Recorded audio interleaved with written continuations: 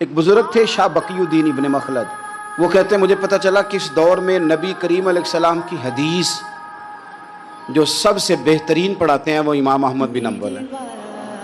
ان کو حضور کی حدیث سے جو خاص شغف ہے وہ کسی اور کو نہیں۔ کہتے ہیں میرے دل میں لو لگ گئی، حالانکہ میں امیر گھرانے سے تھا۔ میں کشتی میں بیٹھا امام احمد بن حنبل کے پاس آنے کے لیے، رشتے میں طوفان آ گیا، کشتی ہچکولے کھانے لگی، کسی طریقے سے ایک جزیرے کے ساتھ جا کے کشتی لگی، ٹوٹ گئی، بکھر گئی، میں جزیرے پہ اتر گیا، اور بھی کئی لوگ تھے۔ ایک مہینہ وہاں رہنا پڑا، بارشیں ختم ہوئی، موسم ٹھیک ہوا، ایک کشتی دکھائی دی آتی ہوئی۔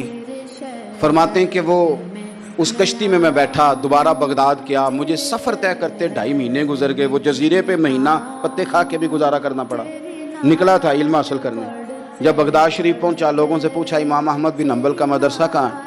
انہوں نے کہا وہ مدرسہ تو بند ہو گیا، وقت کا بادشاہ مخالف ہو گیا، مسجد مدرسہ سیل کر دیا۔ امام صاحب کہاں ہیں؟ کہا گھر کے اندر قید ہیں۔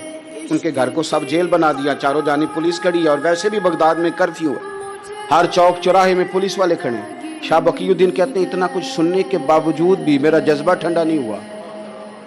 وہ مہینے میں سفر کی صحبتیں، گو سنا تھا کہ آستانہ یار دور ہے، پر ہم نے بھی ٹھان لی تھی کہ جانا، گو سنا تھا کہ آستانہ یار دور ہے، پر ہم نے یہ ٹھان لی تھی کہ جانا ضرور ہے۔ کہتے ہیں پہنچ گئے، اب پتہ چلا کہ کرفیو ہے، سڑکوں پہ پولیس کھڑی ہے، گلیوں میں چوکوں چوراہوں میں پہرے ہیں، امام صاحب تک تو جا کوئی نہیں سکتا۔ کہتے ہیں میں نے ایک شخص کی منت کی، میں نے کہا کسی طریقے گاڑی بتا، کہنے لگا میں اشارہ بھی نہیں کر سکتا، سخت حالات ہیں، وہ کوئی طریقہ۔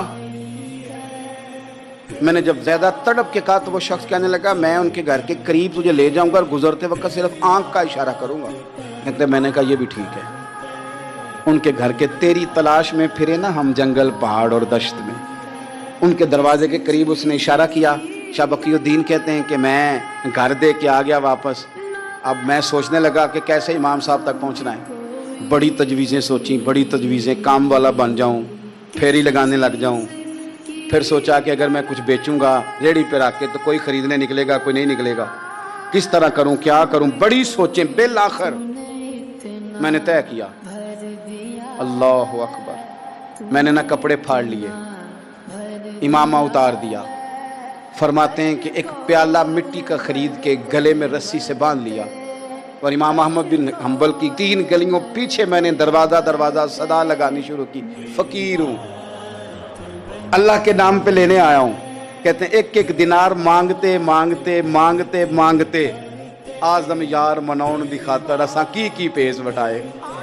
کہتے ہیں مانگتے مانگتے نا میں امام احمد بن حنبل کے دروازے تک آیا، امیر گھر کا بچہ تھا، بڑے پیسے جیب میں ہوتے تھے۔ امام کے دروازے پہ صدا لگائی، کوئی ہے اللہ کے نام پہ دینے والا؟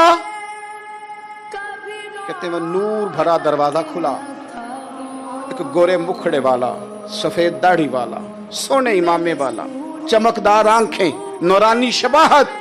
کہتے امام احمد بن حنبل باہر آئے، اور جیسے ایک دینار میرے پیالے میں ڈالنے لگے تو میں نے ہاتھ چوم کے کہا سونیا تیرے قربان جاؤں، میں دینار لینے نہیں آیا، محمد عربی کی حدیثیں سننے آیا ہوں۔ کہتے امام کی بھی آنکھیں کھل گئی، کہنے لگے اس حال میں آزم یار منون دی خاطر اساں کی پیس بٹائے۔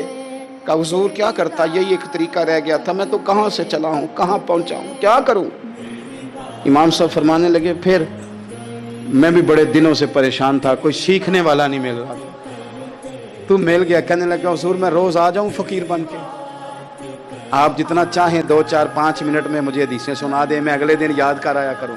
کہتے 2 سال لگ گئے، شاگرد کہاں ملیں گے، ایسے گزر گیا دور۔ کہتے ہیں کہ میں نا ہر روز فقیر بن کے جاتا، 3 گلیاں پیچھے مانگنا شروع کرتا، کوئی شک نہ کرے، 2 سال دروازے پہ جاتا، آگے پیالہ کرتا، امام ایک دینار ڈالتے اور مصطفیٰ کی حدیثیں سناتے۔ کہتے ہیں حالات بدل گئے، 2 سال کے بعد حکومت بدل گئی، امام کا مدرسہ بحال ہو گیا، رش ہو گیا۔ بادشاہ بڑا عقیدت مند تھا، جو نیا آیا اس نے بڑا کر کے ادارہ بنا کے دیا، جس دن میں گیا تو رش لگا ہوا تھا۔ کہتے ہیں حالات بدلے تو ہم نے بھی کپڑے بدلے، ہم نے بھی دوبارہ سے دستار باندھی، اور کہتے ہیں بڑے لوگ بیٹھے ہوئے تھے، میں جب داخل ہوا نا تو امام اٹھ کے کھڑے ہوئے، آپ فرمانے لگے پتر ادھر آ، تو آگے آ کے بیٹھ، لوگ دین سیکھنے آتے ہیں، تو فقیر بن کے مانگنے آیا تھا۔